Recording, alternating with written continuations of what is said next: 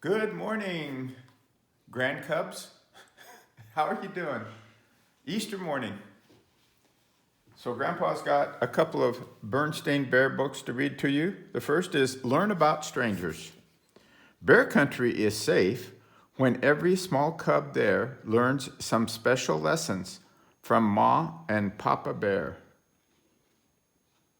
Okay. Well, Brother and Sister Bear, who lived with their mama and papa in the big tree house down a sunny dirt road deep in bear country, looked quite a lot alike. Except for the fact that brother was a boy cub and sister was a girl cub, they were alike in many ways. And even though they each had hobbies, brother loved to build and fly model airplanes, sister had all sorts of special interests. They enjoyed many of the same things: bike riding, baseball, soccer, frisbee, and just getting out and enjoying nature. Yes, brother and sister were alike in many ways, but in some important ways they were different. Brother Bear was cautious and careful and a little weary of strangers. Sister, on the other hand, wasn't the least bit weary. She was friendly to a fault. Just about everybody that came her way got a big hello. Hello, butterfly. Hello, frog. Hello, Mr. Truck Driver. Hello, Mrs. Shopper. Brother worried about sister's free and easy way with strangers. Strangers weren't a problem for him. Not talking to strangers suited cautious and careful brother just fine. But friendly to a false sister was different. She talked to everybody. Hi, hello, hello. Sister said, brother, you're going to have to stop that. Stop what? Asked sister. Talking to strangers. It's just not a good idea. Why? She wanted to know. Why shouldn't I talk to strangers? What harm is there in it? Is there something wrong with strangers? Said brother, thinking about it for a moment. Those aren't questions for a brother. Those are for Mama and Papa. Sister Bear, I'm glad you asked those questions, said Papa Bear in his deepest and most serious voice. The reason you should never talk to a stranger and never ever take presents from a stranger and never ever go anywhere with a stranger is that it's dangerous. What's dangerous about it? She asked, wide-eyed. What can happen? Oh dear, thought Mama Bear. I do hope Papa can tell Sister about strangers without making everything scary. All sorts of things, said Papa. Here, look at the newspaper. And she looked at it. See, as she looked at it, her eyes got wider and wider. Stranger bothers cub. Chief Grizzly questions stranger. Missing cub found. Cub safety meeting. I hope you're paying attention to all this, called Papa to Brother Bear. Yes, Papa, said Brother, looking up from his airplane. When Sister asked for a bedtime story that evening, Papa said, of course, I have just the one. It was an old book that Papa had kept since he was a cub. The story was called Silly Goose and Wily Fox. It told how Silly Goose got into a conversation with Wily Fox, and before Silly knew quite what was happening, she found herself in Wily's lair. Lair, L-A-I-R. This is how the story ended. Then there was a snip and a snap, and all that was left was Silly Goose with a few floating feathers and a smile on the face of Wily Fox. Uh-oh, looks like Wily Fox ate Silly Goose. Sister had a hard time falling asleep that night. Her mind was filled with those headlines. There was even one that said, Silly Goose missing, Wily Fox questioned. Stranger, brothers, cub, missing, cub found, Silly Goose missing. Chief Grizzly questioned Stranger, questioned Wily Fox. The sound of Brother Bear's peaceful breathing finally lulled her to sleep.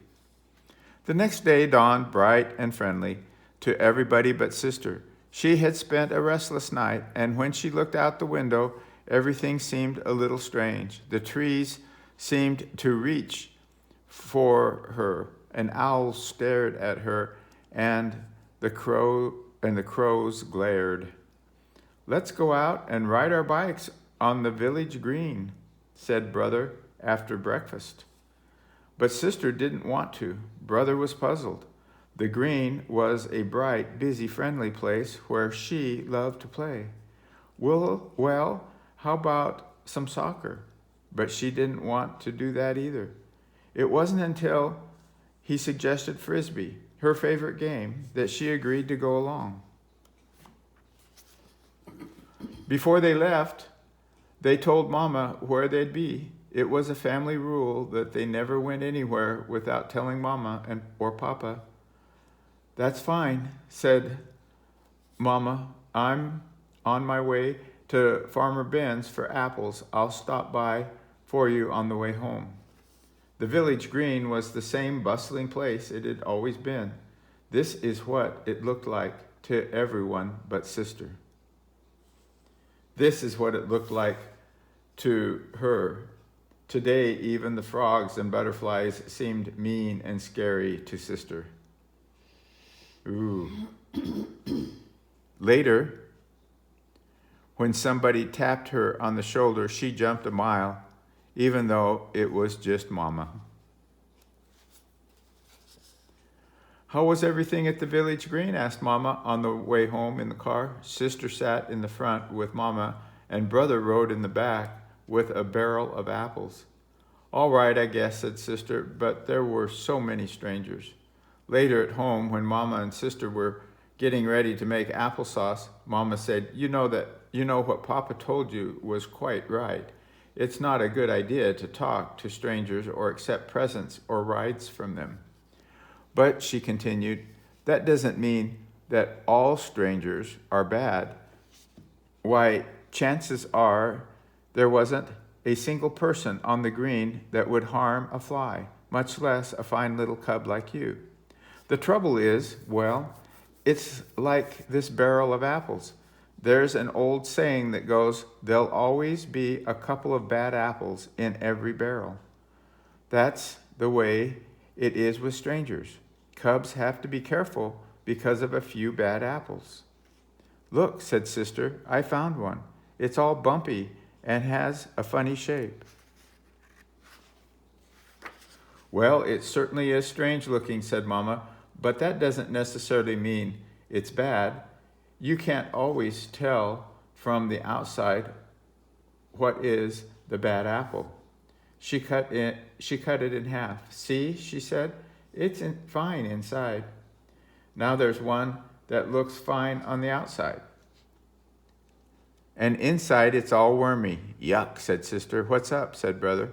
"A bad apple," said Sister. "Double yuck." "Ugh," said Brother. "Hey, I'm going to the meadow to fly my new pusher plane. Want to come?" "Sure," said Sister. "I can pick some wildflowers." She felt much better now, more like her old friendly self. The pusher plane was a great success, and the cubs were about to head home when someone drove onto the meadow with a big, beautiful orange and green model airplane. "Wait," said Brother. "I want to watch. It's a radio-controlled job." Sister went back to picking wildflowers, but before she knew it, Brother was talking to the stranger. For that's what he was, a stranger, no matter how big and beautiful his radio-controlled plane was. She dropped her wildflowers and ran over to them.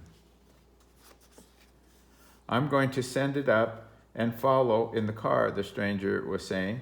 "Want to come along?" "Wow," said Brother, and he would have if Sister hadn't grabbed him by the arm and said, "Don't you dare." The stranger drove off following his airplane, and Sister ran home shouting, Brother talked to a stranger. Brother talked to a stranger. But it was a big orange and green radio control job, said Brother. That doesn't matter, said Papa. We have rules about strangers, and they're important. We have rules about tattletales, too, said Brother, glaring at Sister. So, Sister wasn't tattling. Tattling is telling just to be mean, explained Mama. And Sister was telling because she loves you and was worried. Do you think that fellow was a bad apple? Asked Brother. Probably not, said Mama. That's right, said Sister. Most folks are friendly and nice and wouldn't hurt a fly. But you have to be careful just in case. Speaking of apples, said Mama, how about some of this applesauce I just made?